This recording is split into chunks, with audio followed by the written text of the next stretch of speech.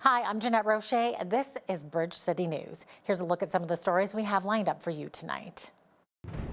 Israeli Prime Minister Netanyahu visits the White House and agrees to a U.S. peace plan that would end the war in Gaza. Plus, a mother speaks out about her missing child, Darius McDougall, who vanished in the Crow's Nest Pass last week. And the Nature Conservancy of Canada celebrates a conservation win with an endangered species of hawk in southern Alberta. Your nation, your province, your southern Alberta. From the heart of Lethbridge, it's Bridge City News with Jeanette Roche. Thanks for joining us. A potentially historic day today at the White House in Washington, D.C. After meeting with Israeli Prime Minister Benjamin Netanyahu, U.S. President Donald Trump announced the Israeli PM has agreed to a 20-point plan to end the war in Gaza.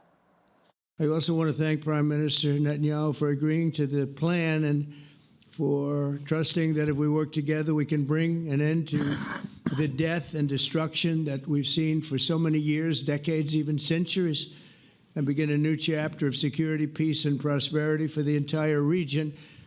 But if accepted by Hamas, this proposal calls for the release of all remaining hostages immediately, but in no case more than 72 hours. Under the plan, Arab and Muslim countries have committed, and in writing in many cases, but I actually would take their word for it. The people I mentioned, I'd take their word for it, to demilitarize Gaza, and that's quickly.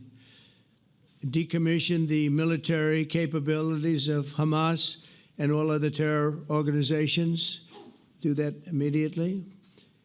And we're relying on the countries that I named and others to deal with Hamas. Hamas is reportedly reviewing this U.S. plan. It's unclear whether Hamas will accept the proposal, but an official says the group is reviewing it in good faith. Netanyahu has said if Hamas does not agree to the plan, Israel has U.S. backing to do what it has to do to destroy Hamas. The search for a missing 6-year-old boy took a turn for the worse over the weekend. On Sunday, RCMP announced the survivability of Darius McDougall is now less than 5%. He went missing September 21st while on a walk with family members who were camping in the Livingstone Public Land Use Zone south of Highway 3 and Crow's Nest Pass. Naveen Day joins me now with more details. Naveen, personnel involved in the search were optimistic about Darius's health on Saturday. So why the sudden and steep nosedive on Sunday? Well, Jeanette, several factors played into this determination, such as the clothing he was wearing that day, his health status when he disappeared, the rough terrain, weather and temperatures, and other data sources. While the situation looks grim, this has not slowed down or scaled back any search efforts, but search tactics have been modified. Air crews have shifted away from infrared tools that depend on heat signatures, and they are relying more on camera searches. Dog teams remain in use with methods adjusted for a subject who may not respond to searchers. Surface and underwater assets are present to recheck areas. Sunday's search team comprised of approximately 200 personnel, including around 100 search and rescue volunteers. Meanwhile, Monday afternoon, Halo Air Ambulance announced on their social media that Halo 1 helicopter has been dispatched to assist with search and rescue efforts in the Crow's Nest Pass area.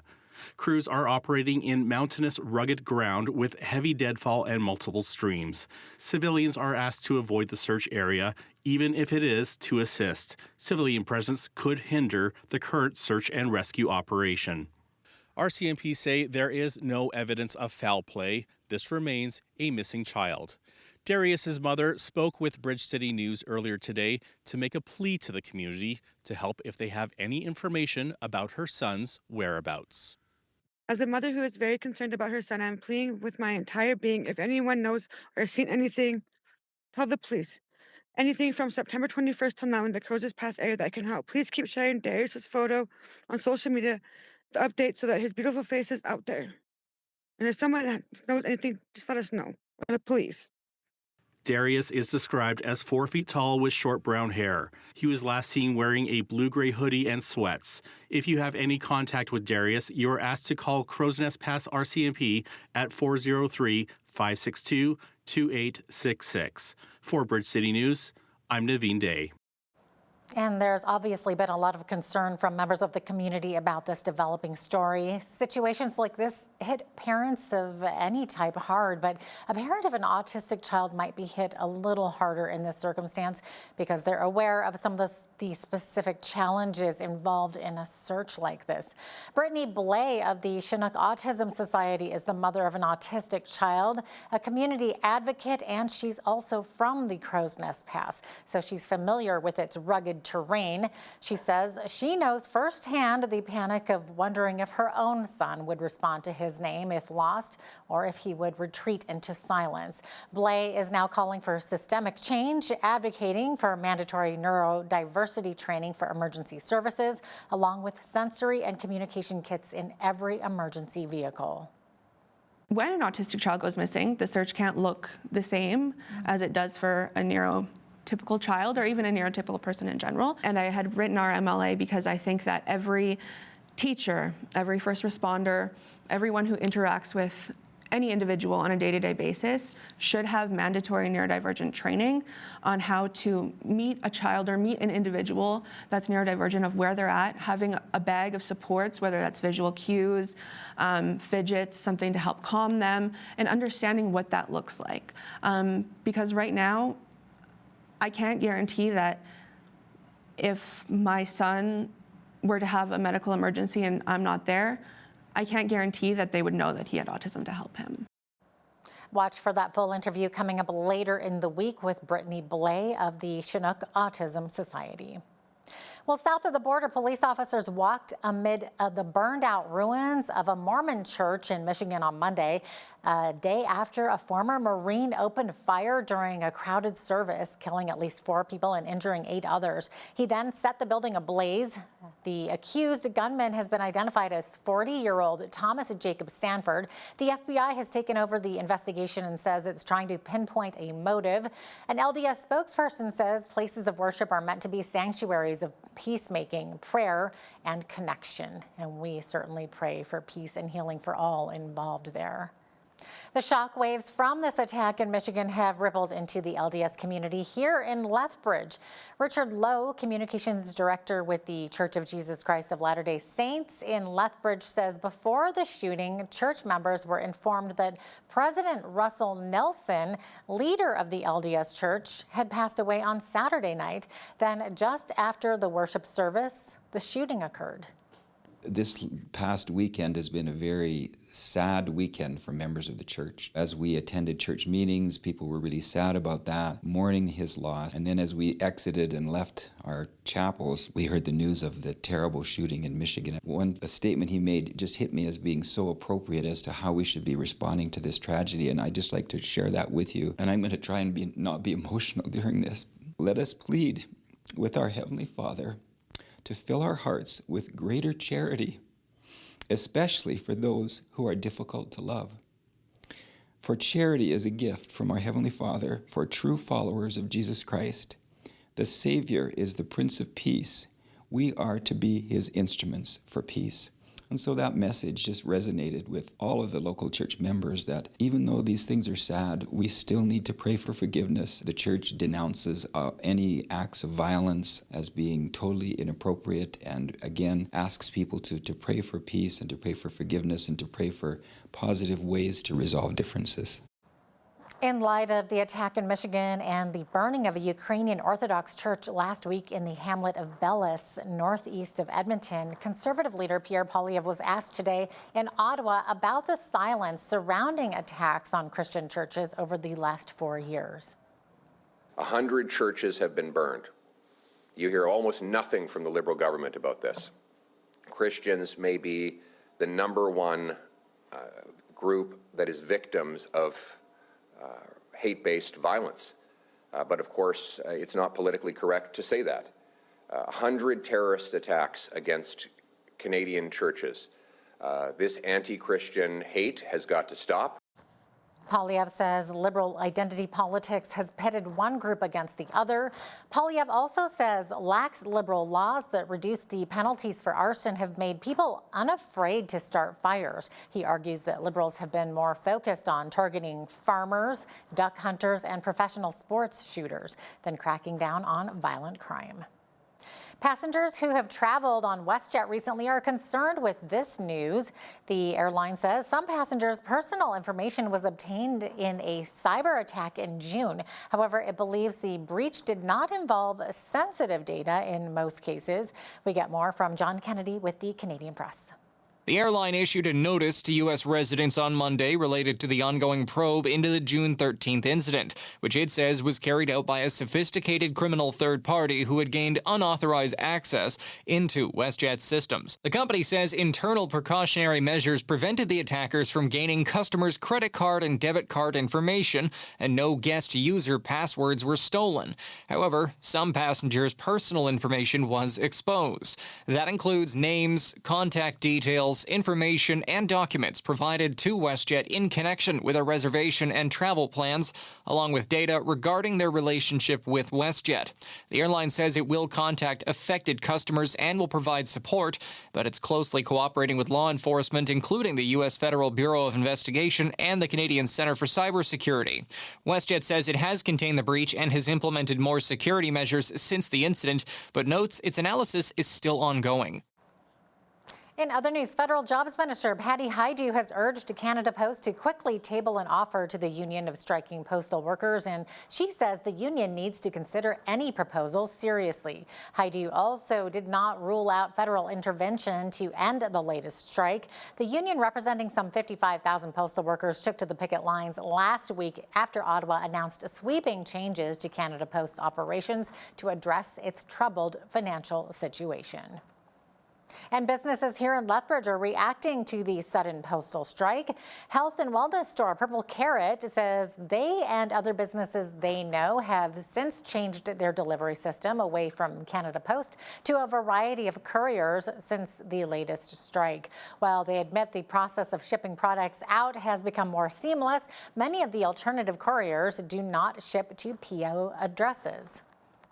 Well, for us, it's actually made our process a bit easier. We were running our parcels down to Canada Post every day, and so now they get picked up from the couriers. So it's actually, it's sad because I want to support Canada Post. They've been around forever, but it's made it really unfortunate that it's just become too difficult with the strikes. And yeah, the couriers just offer a better service for us. Some of the couriers, or most of the couriers, won't deliver to PO boxes. So for some of our customers, they only have a PO box, and so that makes it difficult. So it's been hard, it's been frustrating, and I like to support Canada Post. I come from a family of posties. My dad, my grandma, my aunt, we're all posties. As for charitable organizations, the Interfaith Food Bank is also phasing out Canada Post services for more alternatives. Executive Director Danielle McIntyre says the strike that hit last year during the Christmas season affected the shipment of newsletters and receiving back donations. Therefore, they will look for ways to become more digitized. For me, it's another blow. I think a lot of charities have been struggling lately, and so it is disappointing and yet not unexpected because they've had more than a year to be able to come to an agreement, and so we are having to be practical and realize that Canada Post perhaps isn't something that we can rely on. My larger concern, to be very honest with you, is for our client base. A lot of people rely on the post to get their checks, to get their bills.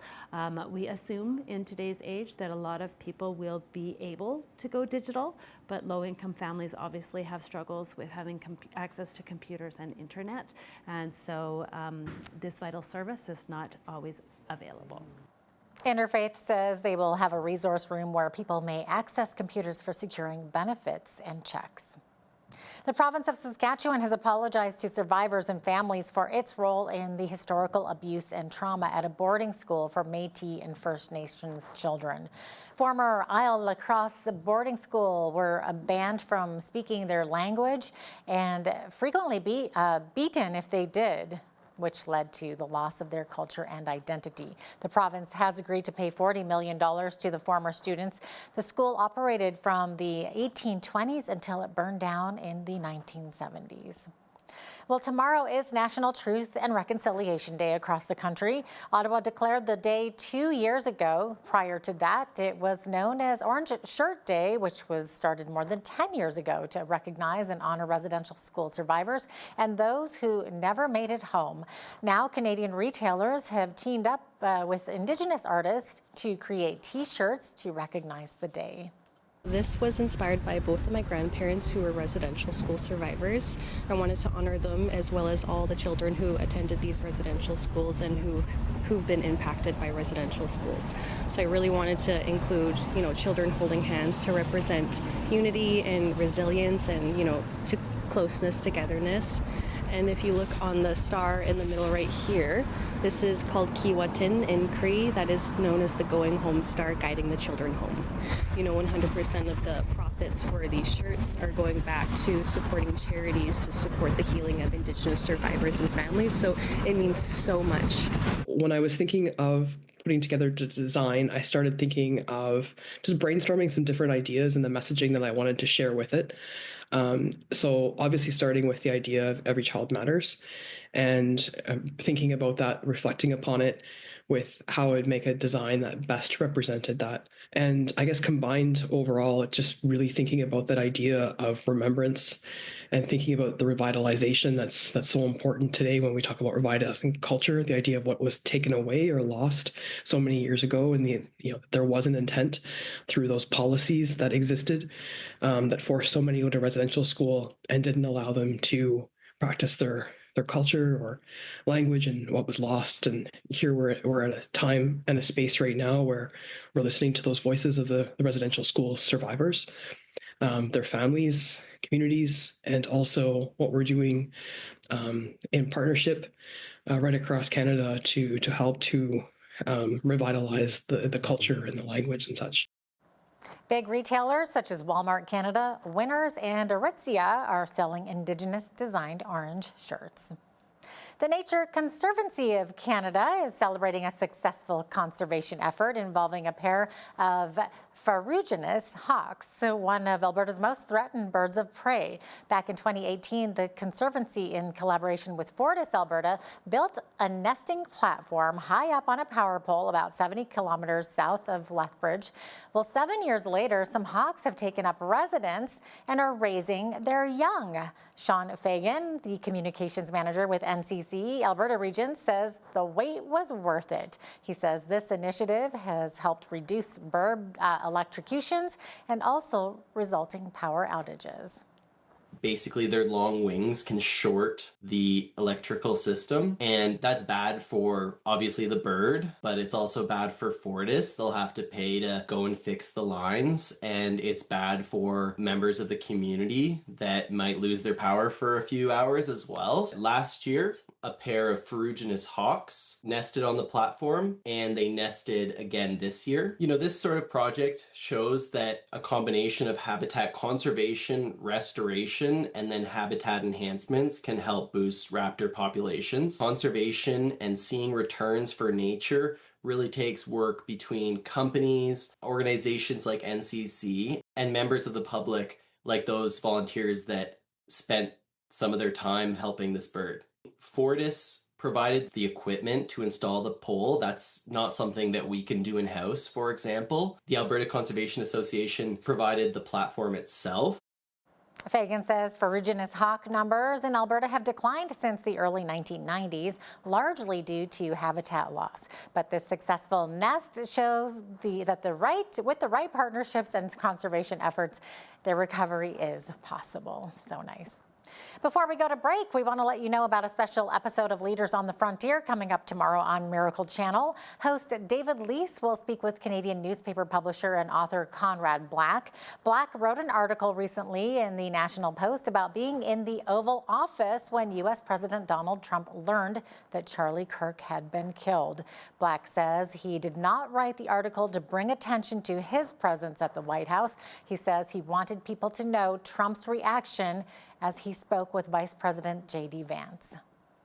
For 20 minutes, neither of them uttered one vindictive or nasty or cynical word. None of them said anything about, we'll our enemies did this, we'll get them. It was nothing like that. It was nothing except sadness at their friend's death and concern for his family and concern at the level of violence in the country. It was reassuring to me that the two elected leaders of the country were so focused on the human side of it and not on politics at all.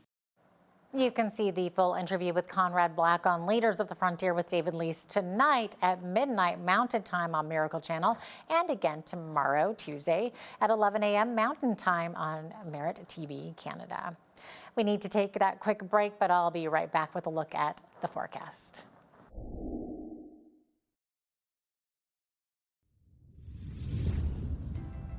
Oh, we got up to a wonderful 28 degrees here in southern Alberta today.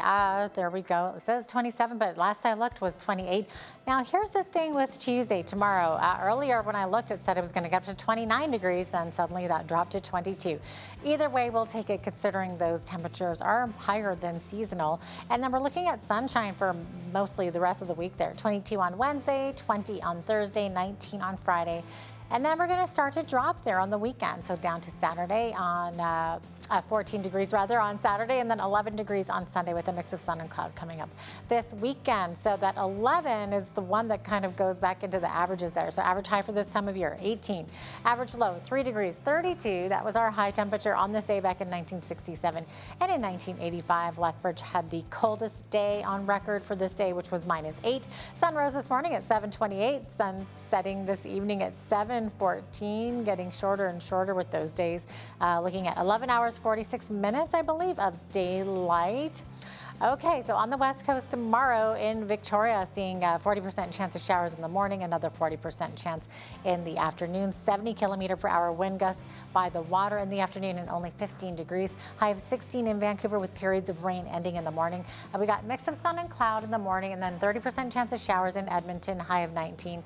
Also 19 expected in Calgary tomorrow. Could see some slight shower activity there as well. Now, as we get over into the rest of the prairies here, looking at Saskatoon, Regina, and Winnipeg, we're seeing mainly sunny skies for those areas. 29 for the high in Saskatoon with 30 to 50K winds. 20 to 40 to 60K winds in Regina. Look at that temperature there in Regina, 31 degrees, and then up to 28 in Winnipeg. Nice and warm, but also a bit breezy, up to 50-kilometer-per-hour wind gusts. Over in Toronto, we're seeing sunshine, high of 22. 20 for the high in both Ottawa and Montreal, with clear skies in both of those cities. Looking over further east into the Maritimes, Fredericton, clear skies, high of 20. Same thing for Halifax.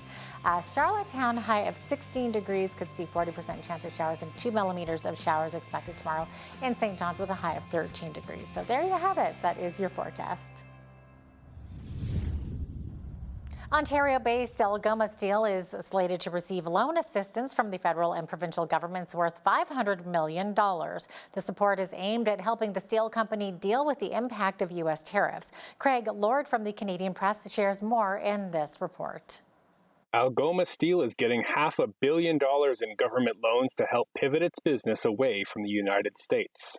Ottawa is offering a $400 million loan alongside $100 million from the Ontario government to help Algoma Steel weather the hit from U.S. tariffs. The Sault Ste. Marie-based steel producer employs some 2,500 workers, and its operations depend on cross-border business. But Algoma Steel's CEO Michael Garcia says ongoing tariffs of 50% on Canadian steel heading to the U.S. have effectively closed that market. The company is in the midst of a nearly $1 billion transition that it says will help it make more steel needed for Canadian projects. Jobs Minister Patty Hajdu says securing Canada's domestic steel supply chain is critical for sovereignty. She says Canada can't rely on foreign firms to supply major Canadian defense and infrastructure projects. Ottawa put aside a total of $10 billion in the large enterprise tariff loan facility earlier this year to help companies like Algoma hit hard by U.S. tariffs. A southern Alberta community is feeling the winds of change that are literally affecting its windmill technology. The Reeve of Pincher Creek says new rules from the province restricting where windmills can go, along with local concerns about the towering turbines being an eyesore, are changing attitudes in a community where wind has been king for generations. Rick Lemer says he hopes that new technology will still allow wind to thrive in the area where the flatlands roll up into the Rocky Mountains by delivering the same amount of power through fewer turbines. Now here's a look at today's markets. The TSX was up 210 points to 29,971. The Dow was up 68 to 46,316. The S&P 500 was up 17 points to 6,661, and the Nasdaq was up 107 to 22,591. West Texas Intermediate oil was down $2.55 to $63.17 US per barrel. Natural gas was up 7 cents to $3.27 US. Gold was up 64.66 to $38.3332 US an ounce, and silver was up 84 cents to $46.91 US an ounce. Feed wheat is at $7.21 per bushel. Barley is at $5.55. Canola is at $13.83. And corn is at $7.34 per bushel. Live cattle October contract was down 47 cents to $231.32. Feeder cattle October contract was down 80 cents to $356.20. And lean hogs October contract was down 35 cents to $101.15. And the Canadian dollar was even over the past 24 hours and currently sits at $71.90 US.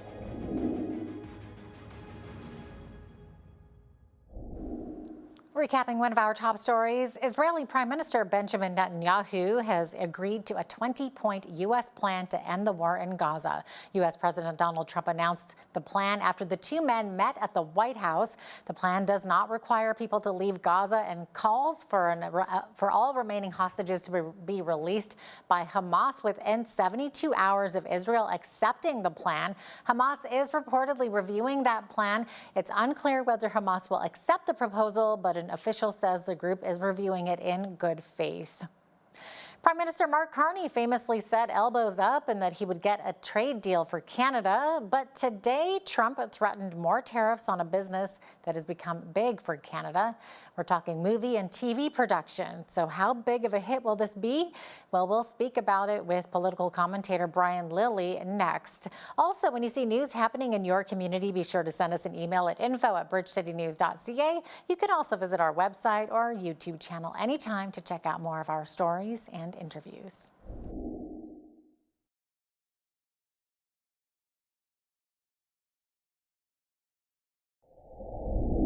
The Prime Minister famously said elbows up and that he would get a trade deal for Canada, but Trump tariffs seem to still be happening to Canada. Also, the PM is just back from a trip to the UK that he said was about building trade relationships. But Brian Lilly, Toronto Sun columnist, has something to say about all of that.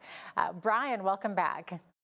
Thanks for having me. Okay, so Brian, you have called this trip of Mark Carney's to the UK a sham. Why? Well, because it was billed as one thing and then it's completely something else. That's why it's a sham.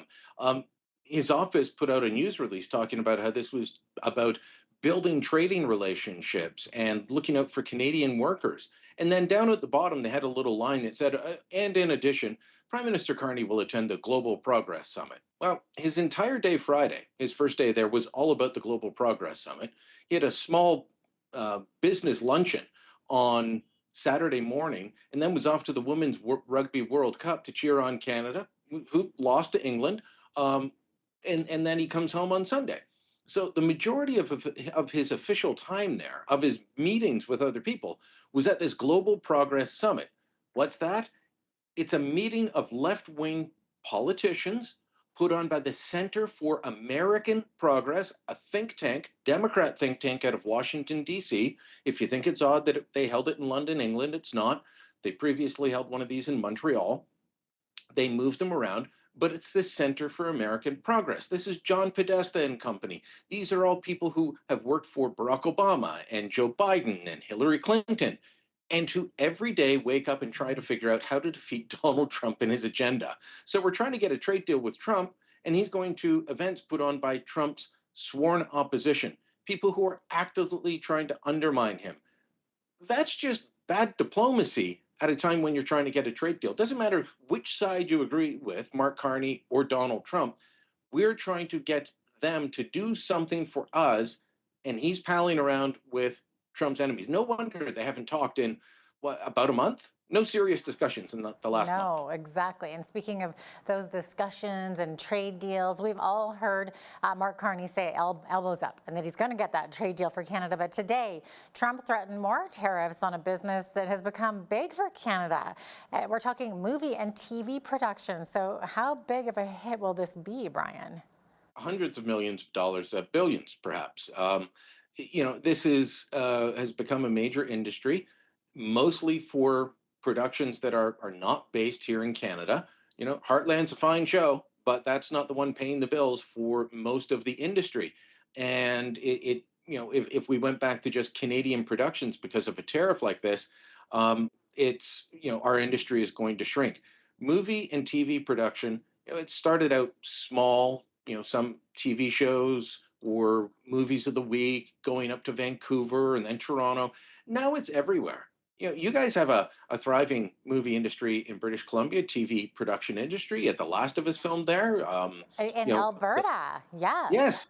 So here in southern Alberta, right outside of Lethbridge, like Fort McLeod has become a huge one for movies as well. This brings a lot of jobs and a lot of economic activity. Well, Donald Trump says that should be going back to Hollywood and California.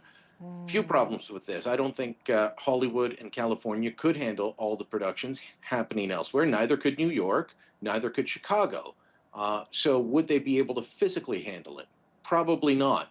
But I also don't know how you tariff a movie at 100%. I'm not sure what you're charging them for showing the movie in the United States or to the streaming services. So I'm not sure how it would work.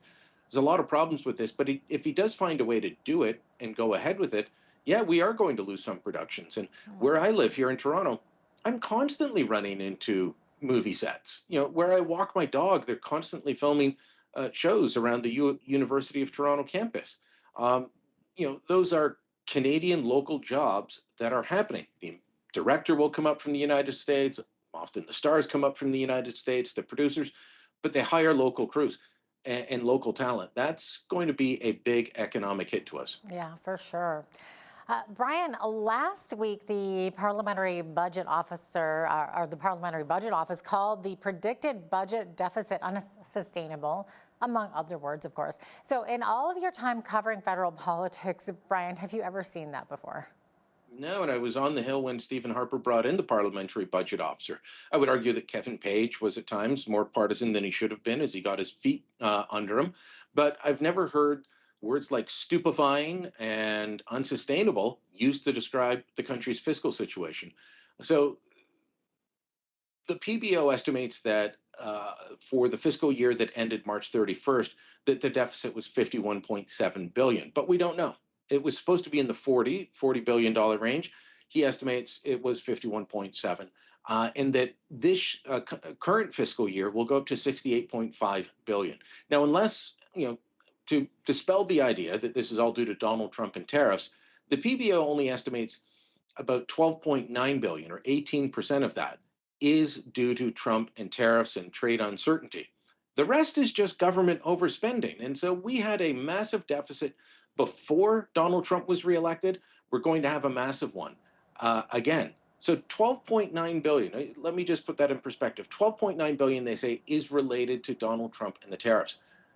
Last December, the fiscal update suggested that we would have a deficit this current fiscal year of 42.2 billion. Okay, add 13 billion, round up, add 13 billion of that, we're at 55 billion. No, there's another 13 billion on there. This is a massive deficit increase. And the last time we heard descriptions like this, it was on Wall Street in the mid-90s when Jean Chrétien was prime minister, and it got so bad with what they were saying on Wall Street about Canada's fiscal situation that we ended up with massive cutting budgets. So something's got to be done here. Brian, ahead of the November 4th budget, the business community is calling for tax and regulatory relief to help boost the economy. So what are some of the things that they're looking at here? Everything from getting rid of the emissions cap for the oil and gas industry. The banking sector would love if the government got rid of they put a specific tax on banks and insurance companies a few years ago under the Trudeau Liberals, saying, "Now you're making too much profit, so we're going to tax you even more." Well, what does that do? That just makes them invest in the United States. So they buy a bank in the United States instead of doing business here. They buy an insurance company in the United States instead of doing business here. They'd like to see that done away with. The beer industry is in the middle of their Here for Beer campaign, where they're talking about the escalator tax that goes up every year. It also hits the wine and liquor industry. All these little tiny taxes and all these regulations that don't actually deliver much, if anything, for the Canadian public, but make it harder to do business. The Business Council of Canada has put out a letter to the government saying, essentially, here's a bunch of things we'd like you to do, much like the oil and gas industry a little while ago. Here's suggestions that would unlock the economy, that would make us willing to look at investing in Canada. It's very telling that last week, the head of, I believe his name is Francois Poirier. Perhaps I've got his last name or his first name wrong, but his last name is definitely Poirier. He was on Fox Business. He was on CNBC talking about the 8.5 billion that TC Energy is going to be investing in the United States this year. Why aren't they investing in Canada?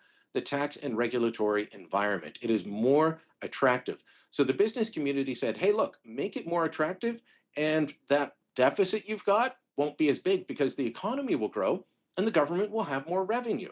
There's three things you can do in the face of an unsustainable situation like that. You can cut spending, which they probably should. You can raise taxes, which they probably shouldn't. Or you can find ways to grow the economy, which we definitely need to happen. And that gives the government more revenue as more people are working, more people are paying taxes, people are making more income, so therefore they're paying more taxes. All of those things snowball. Will they do that based on the major projects list and how tepid it was? I don't think they'll go near as far as they need to really tap into Canada's potential. Alberta, where I am, along with other provinces, have warned against changing the Charter of Rights to eliminate or alter the notwithstanding clause. So, Brian, you say the Carney government is conducting a sneak attack on the Charter. So why and what would happen if the courts actually listened to the Carney government on this? So this is a response to Quebec's Bill 21, which is a law that prohibits wearing of any outward religious symbols if you're a member of the public service. So if you're a teacher, you can't be wearing a cross, you can't be wearing a kippah on your head or a hijab or a turban.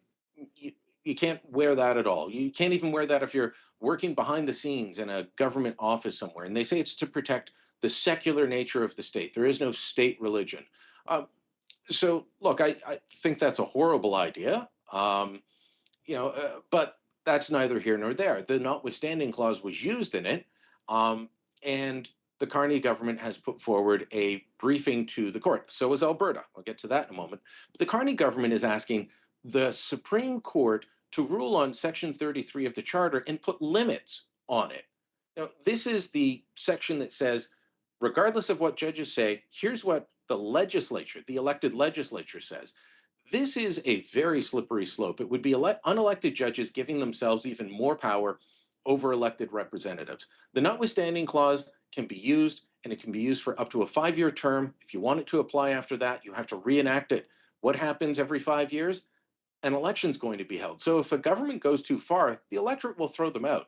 If a judge goes too far, we can't do anything about it. So the notwithstanding clause should stay. Alberta's factum, their briefing to the court on this, is among the best I've read. Very well thought out.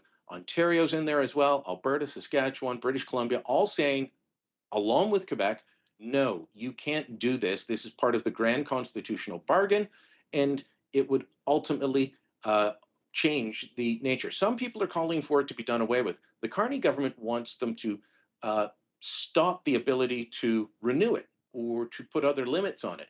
That would effectively render it useless. And that's why I call it a sneak attack. Oh, boy. A poll last week put the Conservatives ahead of the Liberals and had other bad news for Mark Carney, but it didn't get much traction. So do you put much stock in it, Brian? I do. It was an Angus Reid Institute poll. And look, I've never believed that the bottom fell out for the Conservatives. Remember, it was 43% for the Liberals, 41% for the Conservatives on election night. I don't think that suddenly a whole pile of people that were backing Pierre Poilievre suddenly said, yeah, okay, I'm going to back Mark Carney now that he's PM. We haven't seen any evidence of that.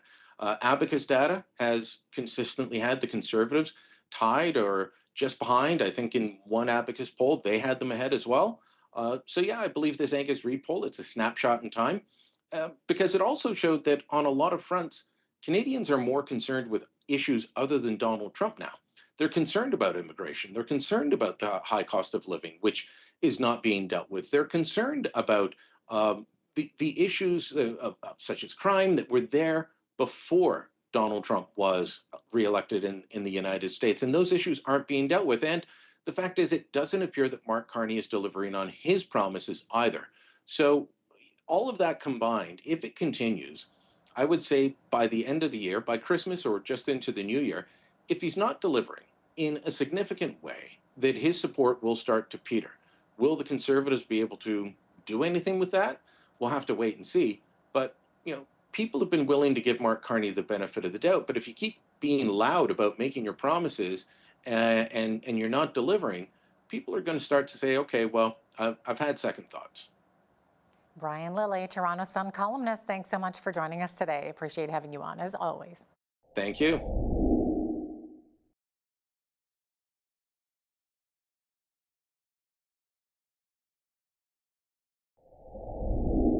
During a Sunday service at a Latter-day Saints church in Grand Blanc, Michigan, ex-Marine Jacob Sanford allegedly smashed a pickup truck into the building, opened fire, and set it ablaze. At least 4 people were killed and 8 wounded. To talk about this and more is our foreign affairs expert and editor-in-chief for the Foreign Desk, Lisa Daftari. Lisa, the FBI is investigating and is treating this as a targeted attack. What else can you tell us at this point? It's so there's two things happening at once with this. One is obviously the ongoing search for those who are unaccounted for. So unfortunately, the death toll may rise.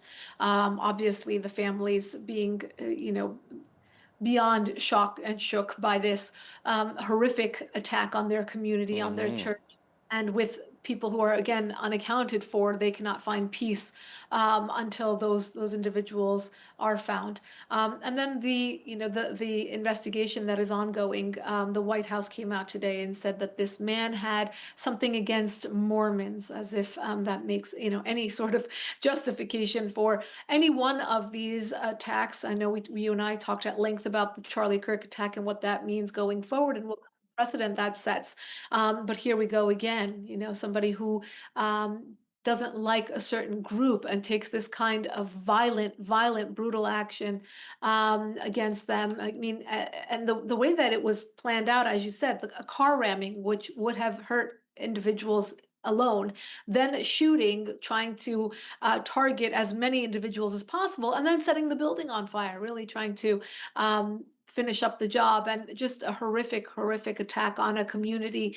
And I know there will be many conversations about how we can do something about these kinds of hate crimes and outside of the conversation of gun control, because I know that many people will solely file this under a gun issue and not under all the other things, including mental health and that the rhetoric, the horrific rhetoric that we are experiencing in this country over the last several years, which gives people this justification for doing these kinds of heinous acts. Right now, so you said that you mentioned that this person had something against Mormons. You also mentioned Charlie Kirk. I'm curious, do you see parallels between this event and Charlie Kirk's assassination? Do you feel it's possible that Kirk's assassination may have even been some inspiration to what took place on Sunday? Absolutely. I mean, we have this issue, all around the world, copycat types of attacks where people who do suffer from this kind of mental health or this just all-encompassing, hatred and violence that they want to put on display, and then they watch someone like Charlie Kirk, or the guy who killed the healthcare CEO, and say, you know what, he's my hero. I would love to carry out this attack against X community or Y community, and then they do that. So in that regard, absolutely. And until we have a unifying conversation about this, which we have not had in this country, you have absolutely insane conversations, and you have individuals in places of power and positions of power who are actually celebrating Charlie Kirk's death.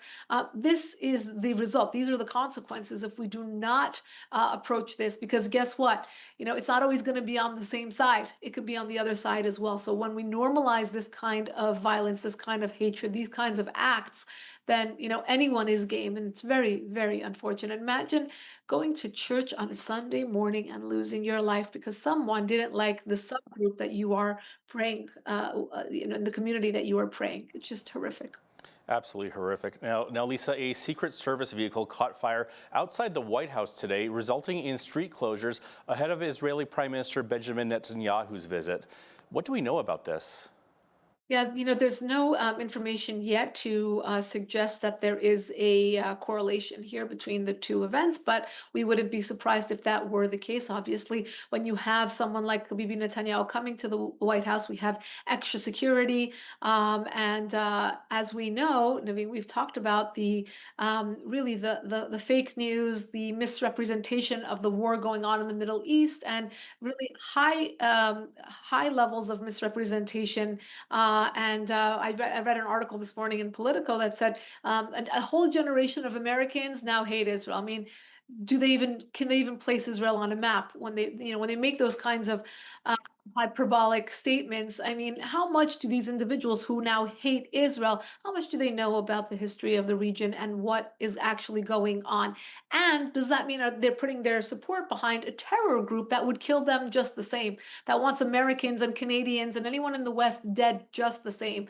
So there's so much to correct here, and we talk about one sad situation after the other. But with Bibi Netanyahu's arrival at the White House, we do hope for some constructive talk and hopefully an end to this war, which will therefore diminish and decrease the resurgence and the exponential increase in anti-Semitism in the West as well. Right. So as you mentioned, Prime Minister Netanyahu is in D.C. today to meet with the U.S. President Donald Trump. Now, this is in the hopes that a ceasefire deal can be worked out and end the war in Gaza. Lisa, what is Trump proposing that could bring an end to the war? Yeah, so this is a 21-point plan that has been proposed by Steve Witkoff, who is the president's special envoy to the Middle East and has been handling this case. He's been working closely with the Qataris. He's been working closely with both sides to try to offer something that would be accepted by both sides. And so far, we have seen just a refusal by Hamas to actually agree to a plan that would first and foremost release the hostages. And secondly, surrender. We've said this so many times, but if on October 8th of 2023, if Hamas would have released those hostages and would have surrendered as a terror group with weapons, then we wouldn't be in the war that we're in now. It's a very long and senseless war that we have been, many casualties, and of course Donald Trump, as he was running for president, said he's going to put an end to this war. It's obviously dragged on for several months after he has taken office, and he has been committed to ending this war. Now, going back to the 21-point plan, the first stipulation is to release the hostages, which we wonder if Hamas will accept that. It is to keep the Palestinians in Gaza, which is not something that the Trump administration has said before. They wanted to remove them and to rebuild Gaza, but it will keep them there. I think that will give the Palestinians a bit more confidence, maybe in the plan. But it will also talk about an end to the war and a surrender of Hamas and the end of Hamas as the reigning party for the Palestinian people. It will put the Palestinian Authority in place, which to the West, perhaps it's a better partner to deal with. I know they also have issues of terrorism in the past and in the present as well. They're not innocent of terrorism. But again, this is not something that it's a compromise, right? So Trump is hoping to push that forward. He's going to definitely pressure Bibi Netanyahu to agree to this. And of course, the bigger feat will be to push Hamas terrorists to agree to this. Right, because this doesn't sound like if this deal goes through, it's going to be a win-win for either parties. In fact, both sides would be somewhat unhappy with it. How do you see it? Yeah, Donald Trump has said that, and that's the definition of a compromise, right? Not both sides will walk away somewhat disappointed and hopefully somewhat satisfied. Look, I'm not suggesting that we need to satisfy a terror organization, but we do need to get them to release the hostages, and we do need to get them to surrender. So in that regard, we're talking about satisfaction as for them to find incentive enough to end the war and to release those innocent hostages that have been through hell over the last 2 years. We're coming up on the second anniversary of this, again, senseless war. This was a terror attack by, guerrilla warfare, by raping, by beating and gouging and mutilating in the worst ways possible. And then, it culminated in dozens of nations offering them a state at the United Nations this past week. So it's a crazy world we're living in, but we do hope that we see an end to this war first and foremost, that we can move forward and talk about how we will rebuild the Middle East and how we will perhaps put in place a system of stability and coexistence so that we will not see another terror attack like this surface in the years to come. U.S. military officials are looking into ways to target drug traffickers inside Venezuela. In recent weeks, the military struck 3 boats from Venezuela, allegedly carrying traffickers and drugs. Now, President Trump has not approved any action yet. What other details can you tell us, Lisa? Right. So this is a conversation to say we don't need to wait for them to be at the footstep of the United States in a boat or in however they are getting or smuggling drugs into the United States to stop them. We can stop them sooner by drone attacks inside Venezuela. And of course, the Venezuelan dictator Maduro is seeing this as obviously waging war against his country. So there is just these ramblings that are going on. Nothing has been confirmed by the White House that there actually will be an attack on Venezuela or anything like this will happen. But I do think that it is a conversation to say we will be prepared to stop drug traffickers from getting into the United States. This is a war that then they're going to view it as a war. So if they need to use drones to stop them, they will. Look, we are dealing with a drug epidemic since and that has actually increased since the pandemic, especially with first-time drug users, teens, populous communities in suburban America that are experimenting with drugs that are laced, that have, like fentanyl, that where the dosage is not clear, that they're overdosing on their first shot. Again, just experimenting. These are young teenagers and others. So it's something that the Trump administration has put their energy towards, and again, wanting to stop it before it reaches our borders. Now, it's being reported that top U.S. military officials are gathering for a meeting with War Secretary Pete Hegseth. This is being called an unusual meeting because it could involve about 800 generals and admirals based throughout the U.S. and stationed in various parts of the world. Now, what seems unusual is many don't know what the meeting is really about. So news outlets are speculating it has to do with President Trump's criticism of Russia. What are your thoughts, Lisa? I mean, it's very possible, and it could actually be for optics to, flex our muscles and say, this is another option that's on the table if Putin, and as it seems this is the way it's going, is not responding to any of the ultimatums or any of the sanctions. Sanctions are working, but it is not deterring Putin in the direction of ending this senseless war, another senseless war that Donald Trump wants to end and cross off his list. This has become very difficult. And as Marco Rubio has said several times, we are done having meetings about having meetings. We need action. And as we know, They offered him an extension. They gave him a deadline.